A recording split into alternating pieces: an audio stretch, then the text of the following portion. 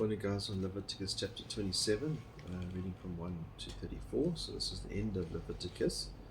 We're looking at some practical guidelines for valuation and interest, and looking at the aspect of vows, dedicating something to the Lord, whether it's a person or land or an animal.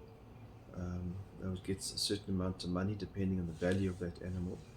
But if they ever wanted that thing back, they'd have to pay a 20% to the house of the Lord. And so obviously when you dedicate something to the Lord, it should be for good, but if they wanted that thing back, they'd have to pay that surcharge. So verse 1, again the Lord spoke to Moses, saying, "Speak to the sons of Israel and say to them, when a man makes a difficult vow," and these are they're difficult if you dedicate a child to the ministry, full-time ministry, and remember the Levites were the tribe, but on top of this may not necessarily have been a Levite. Although Samuel is an example of Hannah dedicating him, he was a Levite. There are other examples where people like Samson were dedicated for full-time ministry. When a man makes a difficult vow, he shall be valued according to the valuation of persons belonging to the Lord. If your valuation of a male between 20 years or even to 60 years old, then your valuation shall be 50 shekels of silver. That's a useful age that male can work. He's strong, so he's 50 shekels of silver after the shekel of the sanctuary. Or if it is a female, then your valuation will be 30 shekels. So in the same age group, female a bit less, obviously less stronger. If it be from 5 years even to 20 years old, then your valuation for the male will be 20 shekels, so even less experience, less strength. And for the female, 10 shekels, even less, between that age of 5 and 20 years old. Verse 6, but if they are from the month even up to 5 years old, then your valuation shall be 5 shekels of silver for the male, and for the female your valuation shall be 3 shekels of silver. If they are of 60 years old and upward, if it is a male, then your valuation shall be 15 shekels, and for the female 10 shekels. And so obviously the older person has more wisdom, so he's more valued than a child, but he's quite a lot less than a younger man with less strength, because he's got less strength. Verse 8, but if he is poorer than your valuation, then he shall be placed before the priest, and the priest shall value him according to the means of the one who vowed him. The priest shall value him. Now if the animal of the kind which men can present as an offering to the Lord, any such that one gives to the Lord shall be holy. He shall not replace it or exchange it, a good for a bad, or a bad for a good, or he does not exchange an animal for an animal, then both it and its substitute shall become holy. If however it is unclean animal of the kind which men do not present as an offering to the Lord, then he shall place the animal before the priest, and the priest shall value it as either good or bad. As you, the priest, value it, so it shall be. So if any animals couldn't be redeemed unless they were found unclean or with a spot or a blemish, they couldn't be used for sacrificial system, that animal could be redeemed back, could be bought back, obviously with a price. And so these are all kind of fair ways of dealing with it. But an animal that's going to be used, if you've given it to be used, then it must be used for God's service. But if he should ever wish to redeem it, that's the animal that's unclean, then he shall add 1/5 of it to its valuation. So 20% extra he'll pay for whatever he got for that. Now if a man consecrates his house as holy to the Lord, then the priest shall value it either good or bad. As the priest values it, it shall stand. Yet if the one who consecrates it should wish to redeem his house, then he shall add 1/5 of your valuation price to it, so that it may be his.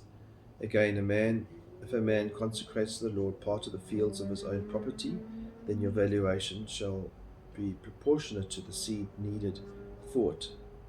A homer of barley seed at 50 shekels of silver. If he consecrates his field as as the year of Jubilee, according to your valuation, it shall stand. If he consecrates his field after the Jubilee, however, then the priest shall calculate the price for him proportionate to the years that are left until the year of Jubilee, and it shall be deducted from your valuation. If the one who consecrates it should ever wish to redeem the field, then he shall add 1/5 of your valuation price to it, so that it may pass to him.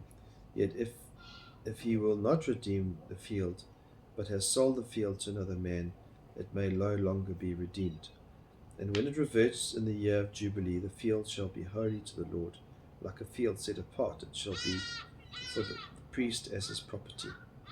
Or if he consecrates to the Lord a field which he has bought, which is not part of the field of his own property, then the priest shall calculate for him the amount of your valuation up to the year of Jubilee, and he shall on that day give your valuation as holy to the Lord. In the year of Jubilee the field shall return to the one from whom it was bought, and to the possession of the land belongs. Every valuation of yours, moreover, shall be after the shekel of the sanctuary. The shekel shall be 20 gerahs. However, firstborn among animals, so just on the whole aspect of the field, again the same 20%, the same fairness regarding when that year of Jubilee comes into effect, and also if there's any query, always the priest now decides what the final value is going to be. However, a firstborn among animals, which is a firstborn belonging to the Lord, no man may consecrate it, whether an ox or sheep, it is the Lord's. But if it is among the unclean animals, then he shall redeem it according to your valuation, and add to it 1/5 of it. And if it is not redeemed, then it shall be sold according to your valuation.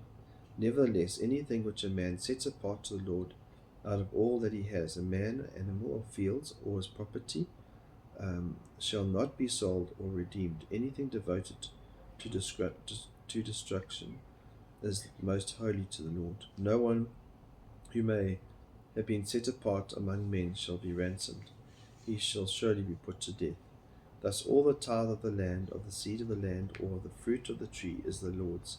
It is holy to the Lord. It is therefore, if therefore a man wishes to redeem part of his tithe, he shall add to it 1/5. For every 10th part of his herd or flock, whatever passes under the rod, the 10th one shall be holy to the Lord. So because they had to have tithes, and when they gave their tithe, they decided, oh, hang on, we need that animal back again, or we need that part of the tithe, they'd always add in 20% towards the sanctuary, so they would lose. So it was discouraged to now take back what you have given to the Lord. For every 10th part of his herd or flock, whatever passes under the rod, the 10th shall be holy to the Lord. He is not to be concerned whether it is good or bad, nor shall he exchange it. Or if he does exchange it, then both it and the substitute shall become holy. It shall not be redeemed. These are the commandments which the Lord commanded Moses for the sons of Israel at Mount Sinai. And that's the end of Leviticus.